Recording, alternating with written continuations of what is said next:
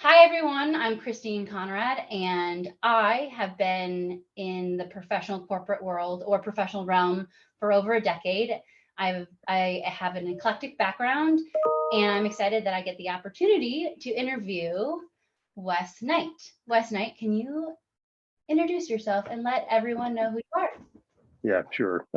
I'm Wes Knight. I am currently the CISO and Director of Government Services for Needling Worldwide. That's a woman-owned small business based out of South Carolina. I live near Atlanta in Georgia. My background is I started in IT in '79 with IBM. I've had my Wow. own company for a number of years. I worked for the state of Georgia for 12 years. I was the CISO with Department of Revenue in Georgia uh, until I retired in 2020, actually February 2020, right before the pandemic hit. Since then, I've been working for Paige Needling at Needling Worldwide, and again, I'm her CISO. Most of my time is taken up with the director on government services. We help companies that are going for a certification, ISO or CMMC or several other ones, and we Yeah. just get them ready for the assessment for the audit. We do the audit first, and then we tell them what's wrong and how to fix wrong, and then they bring in the registrar auditor and get their certifications. Cool. Well, within that, like, what are you passionate about by Well, doing I that for I really companies? wear a lot of different hats. I'm a CISO. I'm a director. I'm also a coach. I'm a mentor. Yeah. I do a lot of that. It's really helping. Um, I want to say younger people. I'm 70, so there's a lot of younger people in the world for Yeah. me, but Yeah. No, helping younger people. yeah, yeah. I'm a Yeah, young there you young go. person. There you So go. yeah, I'll admit it. So getting people, helping people advance in their careers is really, I guess, the thing that really gets me excited in my life. In every job I've had, there has been somebody who has come alongside me and helped me uh, be successful. And Yeah, I want to do that for other people. So that's really my passion is doing yeah, that. yeah. And I've been listening to a lot of Simon Sinek podcasts, a lot of podcasts in general, Tony Robbins. I bought 6 books from Barnes and Noble, and I keep hearing the same thing: is if you want to be successful in life and get fulfilled, you help others be successful. So, like, to me, that pulls on my heartstrings, because I think the more that you can provide value for others that want to learn Hmm. and want to get better, like for me, I'm like I thrive on asking questions and learning, because to me, you can never, you don't know everything. You can learn something Oh every no, day. So to me, um that gets me excited. And then, so I guess, like, you kind of touch on what you're passionate about, but like, what about the industry makes your heart sing? Like, what about, like, with helping people with their careers? What about the industry that you work in makes your heart sing? And, like, to me, we had a previous conversation, and what really spoke to me is you try not to say no. You try not to say right. no. You try not to, and to me, like, I'm a go-getter, and I'm like, if you think of like business, like top line and bottom line revenue, like, I'm a top line person. Like, just give Right. me guardrails and let me go. Just let me go. And so for you to say you try not to say no, I'm like, thank, like, can I work? Like, I'm like, yes, Well, thank you. Like, thank you. Christian, you got to understand also coming as a CISO, Yeah. we are known as Dr. No. We are the group who stop everything. That's our reputation. Yeah. And it's probably fair. A lot of CISOs do that.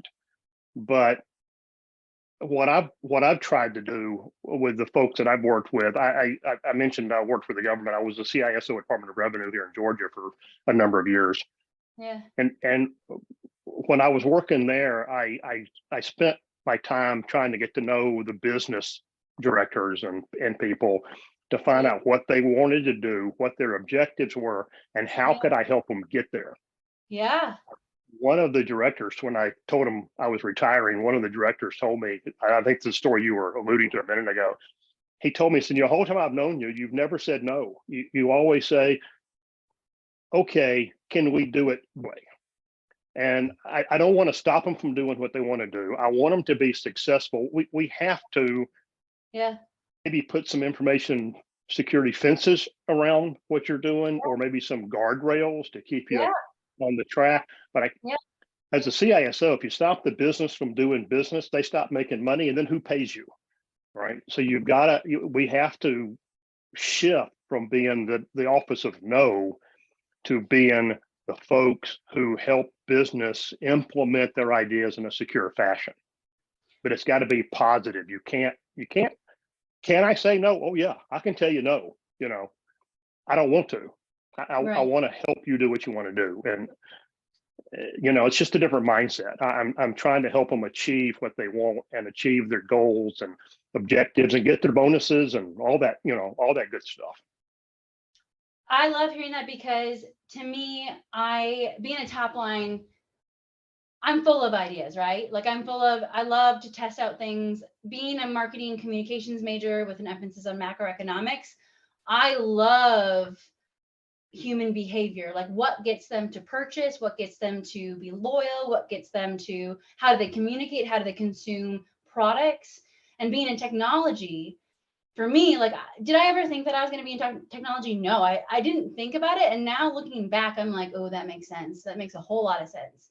And what I love about technology is innovation, right? But I think sometimes we hyper focus on the capabilities of a product or the risks of a product, right? We don't think of like what it could do or what the potential of it is and how it could solve outcomes.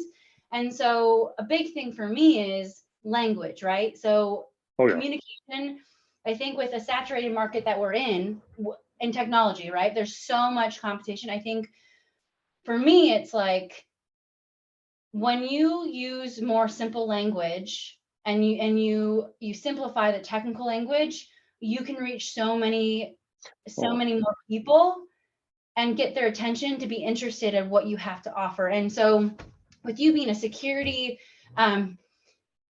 big into security and with security, there's a lot of acronyms. There's a lot of different language, right? Different speak. And so for me, I love to work with engineers and hear about computer programming and hear about like just basically the bolts, the nuts and bolts of things. But I like to take that and I like to translate it for the masses. I guess for you, it's refreshing to hear that you want to help people, but I haven't heard any big technical industry speak. So I guess I can do that if you want me to. No.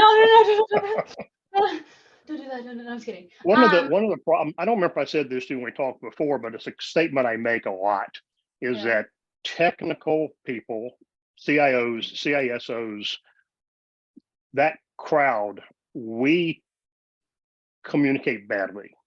We really do. We like you're saying, we know all the acronyms and all the buzzwords and all that kind of stuff.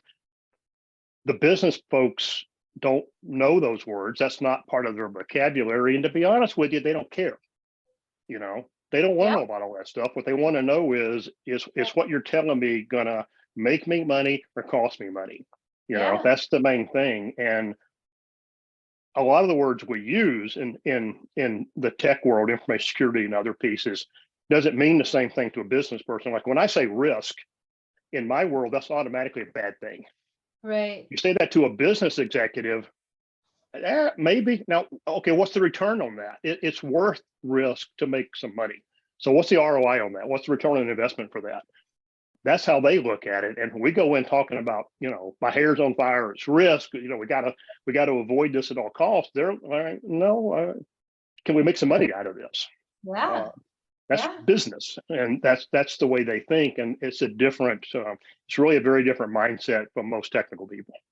Yeah, it's refreshing to hear that because I appreciate bottom line. I appreciate that from a business perspective, but like to me, being a producer, right, a go-getter, all that stuff, it's like, yeah, there's risk in everything, but like to me, it's like, okay, well, for return on investment, what we're doing outweigh the risk? I mean, obviously security is a big thing, right? There's like parameters on that, but I think when it comes to technology, there's so much innovation out there. There's so much, just like the great minds where they have this great idea, but it's like they can put it into a product or a service, right? But it's like a big thing that's missing is the promotion of it and communicating it, right? Communicating it to the masses to get out there, and then almost like awareness, right? Like to me, it's let's forget about the shiny object.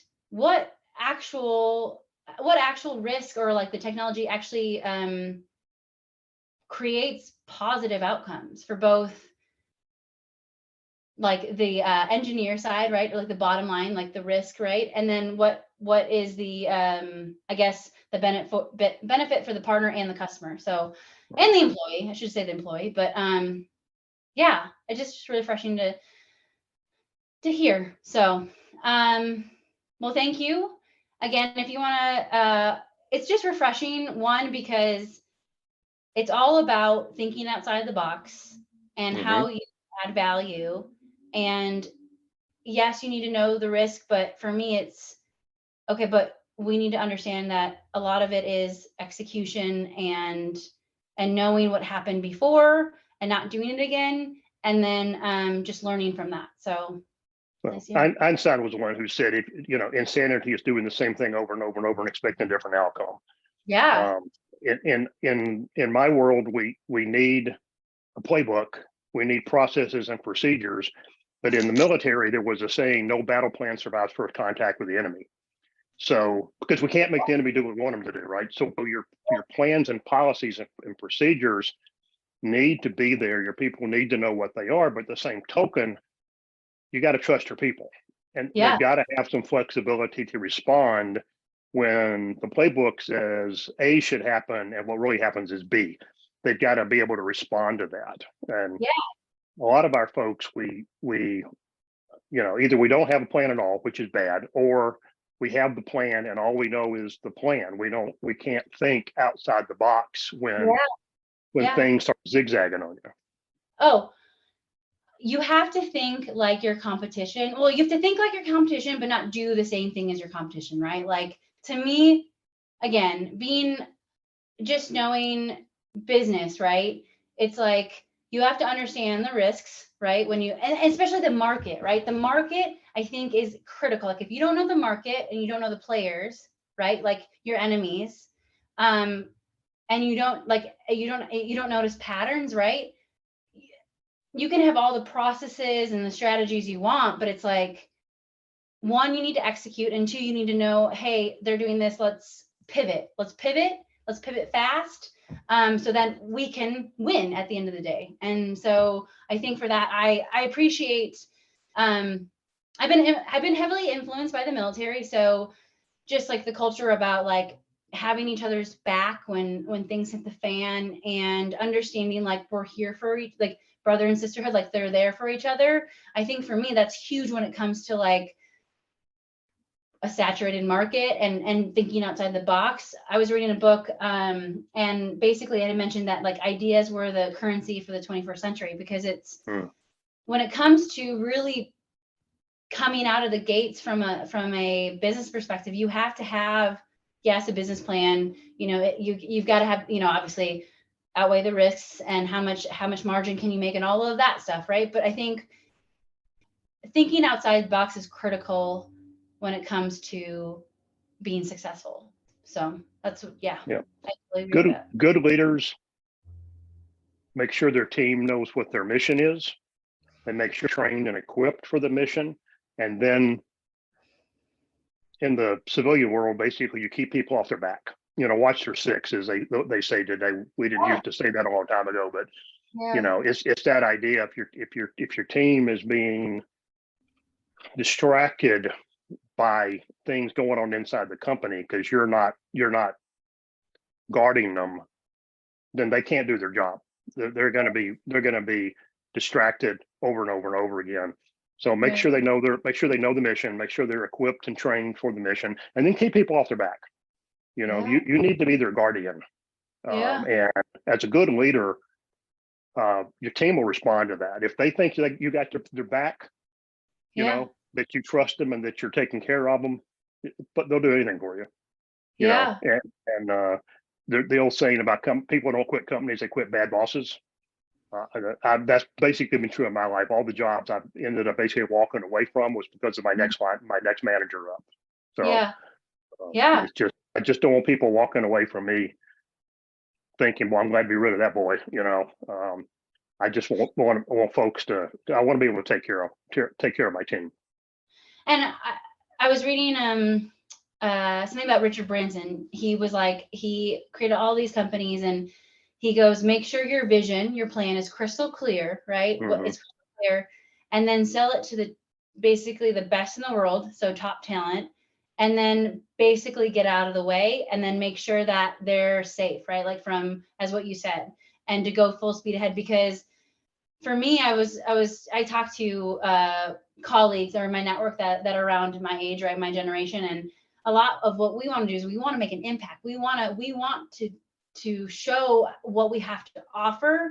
And I think when you have leaders in place that don't fully embrace that, it can be detrimental for people's careers, because someone could be so talented and they could have someone who doesn't fully understand where they want to go, right? Like chemistry is big too, right? From a leader perspective, like you need to know your employees, you need to know like what their like their skill set is, where their talents are, where they want to amplify their talents. And I think for executing on a business side, right? Like, I mean, yes, you want to be security, but the fact that I heard you that you want other people to be successful, it's promoting them, giving them like not incentives per se, but like appreciating them, but also like making sure that they feel valued and they feel like they can be empowered to just execute. So I've always felt like the two most important aspects of my job, wherever that was to make my boss successful and to make my team successful. Yeah. I've never, and I'd be honest with you, if people are watching this thing, you may have a hard time convincing your boss that that's your objective, because bosses are used to people stabbing them in the back. I didn't want my boss to get fired. I wanted him to get promoted. And then I'd get his job. And at Revenue, I worked for the same guy for 12 years, and we kind of, went up like that together. So that's the way it really ought to be, I think.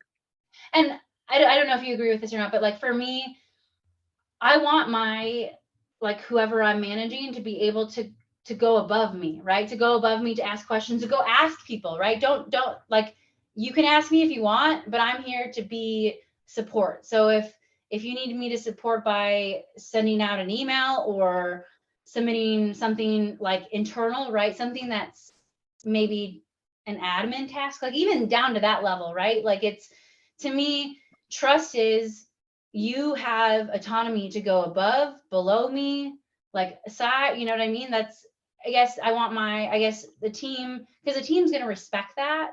Because when it comes to managing, you want to make sure that they feel empowered and they feel like they can go lead. Because at the end of the day, bosses should want their direct reports to have their role someday. So, yeah. I was interviewed for a job one time, just a long time ago. It was a CISO job, and that job reported to the CIO, which I'm not crazy about just offhand. But at some point in the conversation, one of the guys asked me, what would I do if I disagreed with the decision the CIO made? And I said, well, yeah, I'm pretty much a chain of command kind of guy.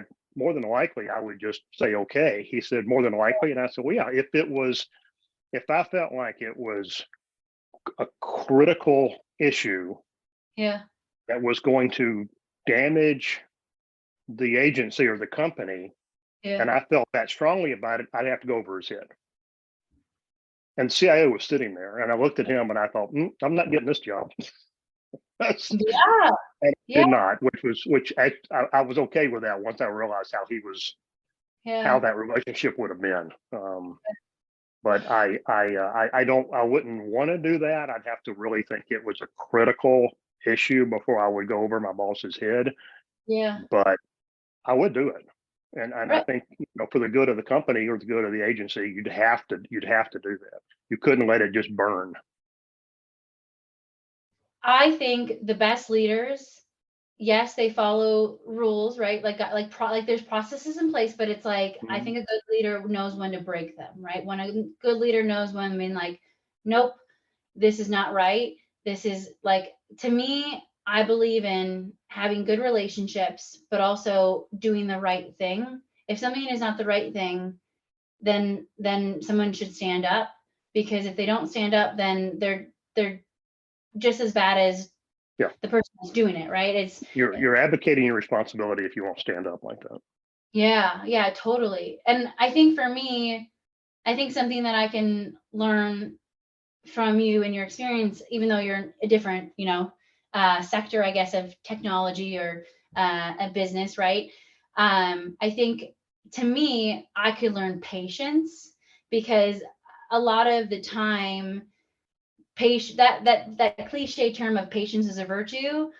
Like for me, I'm like, okay, just take a step back, just be like, okay, like I don't need it right now. Like, let me just think about it, right? Because I think there's a ample of time, or you should be not reactive, but you should execute, but also, depending on the situation, from experience, right? Knowledge and experience, to decide, okay, to think quick on your feet, but to also have the patience to say, okay, is there an opportunity here? If there's not, then I'm going to take a step back and wait till it unravels. So I think that's something that a lot of people can learn from, and something that I could probably learn from you, because you probably had a lot of patience with Well, security some and some days probably a lot of that security. that book I talked about, the Michael Port book that we talked about, he makes a case in there about acting quickly, but not acting in haste. And I like that idea. When you have the information, act, but don't rush head first into a wall. So not in haste, but quickly. Yeah, yeah, no, I like that saying. I do. I will. Yeah, I will probably think like that, because it doesn't take time for information. You just need, like, you need to know what you want, where you're going to go, and then, yeah, make a decision. So, Mm. but yeah, well, thank you. I appreciate it. Again, it's always a pleasure. I mean, I think I walked up to you randomly. I have no shy bone in my body. I will walk up to anyone, and I walked up to you at a security event, and I asked what was on your lapel pin, which I should know better. I feel like I should have learned, but it was, your background is really interesting, and there's a lot of information and experience that you've had that a lot of people could learn from, Mm. um, that would make them successful. So thank you for your time. Be happy to help them. Yeah. Thank you Yeah, very much. I enjoyed it. Thanks. yeah.